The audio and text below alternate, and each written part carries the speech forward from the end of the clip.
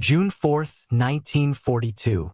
Mid-morning, over open ocean northwest of a coral atoll called Midway. 15 American torpedo bombers are running in at wave-top height. So low their propellers are throwing spray off the swell, lined up on 4 Japanese aircraft carriers ahead of them. They have no fighter escort. They are slow, they are obsolete, and every man in them knows it. Above and behind, the Japanese Combat Air Patrol rolls onto its back and comes down. The fighters are Mitsubishi A6M Zeros, and for 18 months they have been the finest carrier fighter in the world by a margin nobody in the West wanted to believe. Over the next 15 minutes, they will shoot all 15 of those aircraft into the sea. 30 men took off. 1 will come home. It is the most complete victory a fighter unit will win anywhere in the Pacific War, and 1 hour later it is going to cost Japan 4 aircraft carriers and the initiative in the Pacific. This is the story of the Zero, and the morning its greatest strength turned around and killed it. This is how it happened. The aircraft began as a requirement that most engineers thought could not be built. In May 1937, the Imperial Japanese Navy issued a preliminary specification for a new carrier fighter, and in October, after the first hard combat reports came back from the war in China, it revised that specification upward. The finished demand read like a wish list. The new fighter was to reach 310 miles an hour at 13,100 feet. It was to climb to 9,800 feet in 3.5 minutes. It was to carry 2 20mm cannon and 2 7.7mm machine guns at a time when most fighters in the world carried rifle-caliber guns alone. It was to be at least as maneuverable as the nimble little A5M it replaced. It was to carry a radio and a direction finder. And because the Navy expected to fight across an ocean where the nearest friendly airfield might be 1,000 miles away, it was to stay airborne for 6 to 8 hours at economical cruise. Nakajima looked at the numbers, concluded they were mutually impossible, and withdrew from the competition. At Mitsubishi, a designer named Jiro Horikoshi decided they were possible on one condition. Every one of those figures could be bought with weight. So he would spend the entire design budget on taking weight out. What he built was an exercise in subtraction. The airframe used a new top-secret aluminium alloy from Sumitomo Metal Industries called Extra Super Duralumin, lighter and stronger than anything else flying, and quietly prone to corrosion. Structure was drilled and lightened wherever a stress calculation allowed it. Nothing went into the aircraft that did not have to be there, and 2 things that were becoming standard everywhere else in the world stayed out. The Zero carried no armor plate for its pilot, its engine, or its fuel system, and it had no self-sealing fuel tanks. The result was a fighter that weighed 3,704 pounds empty and spread that weight across 241 square feet of wing, giving it a wing loading so low it could turn inside anything the Allies possessed. A Nakajima Sakai 12 radial of 940 horsepower drove it to 331 miles an hour at just under 15,000 feet, and it climbed at better than 3,000 feet a minute to a ceiling of 33,000. On internal fuel, it had a range of about 1,160 miles. With a drop tank, it could go 1,900. That last figure is the one that mattered most, because it meant Japanese fighters could appear over targets that Allied planners had marked as beyond the reach of any escort. The armament was heavy and short-winded. 2 rifle-caliber guns in the cowling with 500 rounds each, and 2 20mm cannon in the wings with 60 rounds apiece.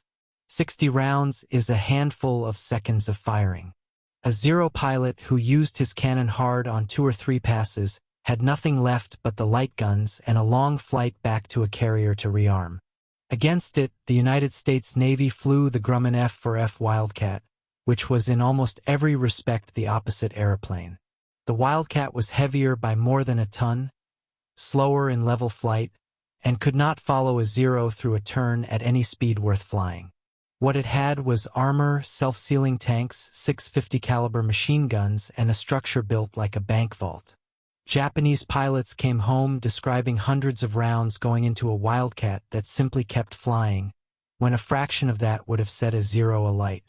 Two design philosophies, and the war in the Pacific would be decided by which one was right. For a while it looked like Horikoshi. The Zero flew its first combat sortie over Chongqing in August 1940 and found nothing to fight. On September 13, 13 Zeros, led by Lieutenant Saburo Shindo, caught a formation of Soviet-built Chinese fighters over the same city and claimed 27 of them destroyed without losing an aircraft. That claim deserves care, and modern accounts note that at least some of those losses were Chinese aircraft that flew into a mountain while evading. The impression it made was immediate. From Pearl Harbor onward, the Zero swept everything in front of it, over the Philippines, over Malaya, over Darwin and Ceylon, and Allied pilots who had been told nothing like it existed learned the hard way that it did. Reports reached Washington describing a Japanese fighter that outturned, outclimbed and outranged everything the Allies flew, and were widely disbelieved. One man read them and took them seriously. In September 1941, a Navy Fleet Intelligence Bulletin landed on the desk of Lieutenant Commander John Thach at San Diego. Thach did the arithmetic, accepted that he could never outturn this aircraft, and started spending his evenings looking for a way to beat it without turning. What he came up with used two fighters flying abreast, roughly a turning radius apart. When a Zero committed on one of them, both turned hard into each other, and the attacker found himself flying into the other Wildcats' guns. He tested it the following day and the day after that using his own pilots. He called it the beam defense position. Everyone else would come to call it the Thach Weave. If you are enjoying this look at the machines and the decisions that shaped the air war, a quick subscribe helps the channel reach more people who like their history told straight. On the morning of June 4, 1942, Vice Admiral Chuchi Nagumo took his first carrier striking force to within striking distance of Midway with the carriers Akagi, Kaga, Hiryu, and Soryu and 248 aircraft aboard them. At 4:30 he launched the strike on the atoll, 108 machines off 4 decks in about 7 minutes, and 36 of them were Zeros flying escort. By 8:30 another 36 fighters were up over the fleet on combat air patrol. Between the escort and the patrol, Nagumo had committed very nearly every fighter he owned, and then the American Torpedo Squadrons started arriving. They came in 3 separate waves, an hour of them, all flying Douglas Devastators that were already too slow for the war they were in. Torpedo 8 from the Hornet, 15 aircraft under Lieutenant Commander John Waldron, went in around 9:15 with no escort at all and was destroyed to the last airplane. Torpedo 6 from the Enterprise, 14 aircraft under Lieutenant Commander Eugene Lindsay, attacked around 20-10 and lost 9. Torpedo 3 from the Yorktown, 12 aircraft under Lieutenant Commander Lance Massey, went in at about 10:10 and lost 10.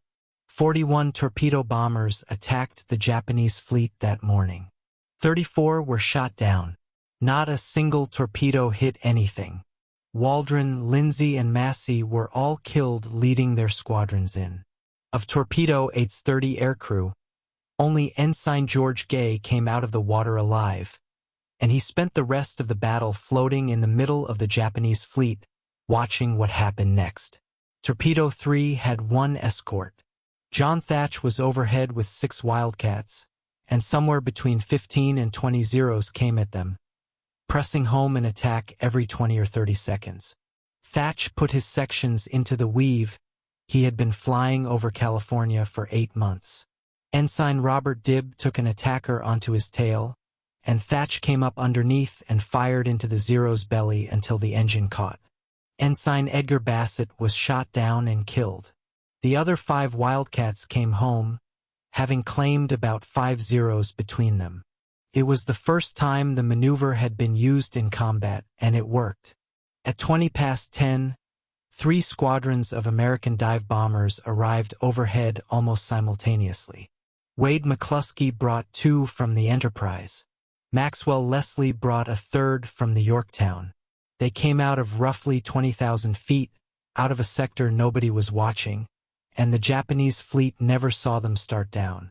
Kaga took 3 to 5 direct hits at about 22 minutes past, one of which killed her captain and everyone on the bridge. Dick Best took his section onto Akagi. Leslie's squadron opened up Soryu at about 25 past. In roughly 5 minutes, 3 of the 4 carriers that had run wild across the Pacific for 6 months were burning wrecks. The Zeros could not stop it, and the reasons traced straight back to the aircraft and the Navy that flew it. The Japanese carriers had no radar and no system of fighter direction, so the combat air patrol was controlled by flag signal and by whatever the pilots could see. Those pilots had spent more than an hour fighting at wave height, killing torpedo bombers, and low is where they still were. Many had emptied their 60-round cannon magazines and were down to the light guns or heading back to rearm. The dive bombers came from 5 times the altitude the fighters were flying at, into a defense with no warning, no height, and no organization. The finest interceptor in the Pacific was in exactly the wrong place, because it had spent the morning being brilliantly successful. The damage below decks did the rest. Japanese carriers used enclosed hangars, which trapped and amplified any explosion instead of venting it.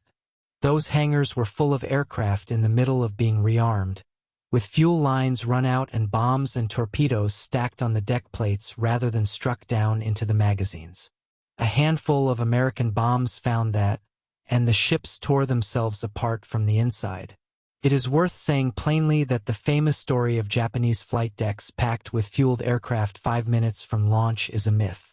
It comes from a postwar memoir by Mitsuo Fukuda, and the modern reconstruction from Japanese records shows the decks were essentially clear and no strike was anywhere near ready.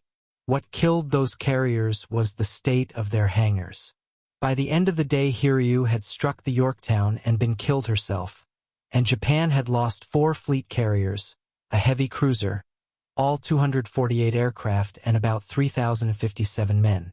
The losses that mattered were also not the ones usually claimed. Japan lost roughly 110 aircrew at Midway, under a quarter of the 4 carriers' flyers and a small fraction of a navy with about 2,000 carrier-qualified aircrew. What could not be replaced were the ships themselves, and more than 40% of the highly trained aircraft mechanics who lived aboard them. Japan could still find pilots. It could no longer find the decks to fly them from, or the men who kept them serviceable. That same day, 2,000 miles to the north, the Zero handed over its last secret. During a raid on Dutch Harbor in the Aleutians, a 19-year-old flight petty officer named Tadayoshi Koga took a rifle bullet through the oil return line of his Zero and put the aircraft down wheels down on Akuten Island. The ground he chose looked like a meadow and was a bog. The undercarriage dug in, the fighter flipped onto its back, and Koga was killed instantly. The wreck lay there for 5 weeks until a Catalina crew spotted it on July 10th. The Navy shipped it to San Diego, rebuilt it, and on September 20th, 1942, Lieutenant Commander Eddie Sanders flew a Zero in American hands. What he found ended the aircraft's reign.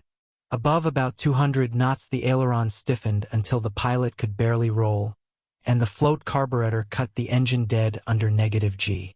The instruction that went out to every American fighter pilot in the Pacific was short. Do not turn with it. Dive away, push over hard to starve the engine, and roll right at speed, where the Zero physically cannot follow. That knowledge went into the tactics, and into the specification for the Grumman Hellcat that replaced the Wildcat the following year. More than 10,400 Zeros were built, more than any other Japanese aircraft of the war, and they were still coming off the lines in 1945 when the men flying them were being sent out with no fuel for the return trip. The aeroplane never really changed because there was nothing left in it to take out. Horikoshi had spent every ounce in 1937 buying speed and range in turn, and for 18 months the bargain looked like genius. On one morning in June 1942, in the space of about an hour, the Zero won the most one-sided fighter action of the Pacific War and lost the Pacific War, and the two were the same event. On a wet island in the Aleutians that same morning, the aircraft that would teach the Americans how to beat it settled quietly into the mud with its wheels in the air.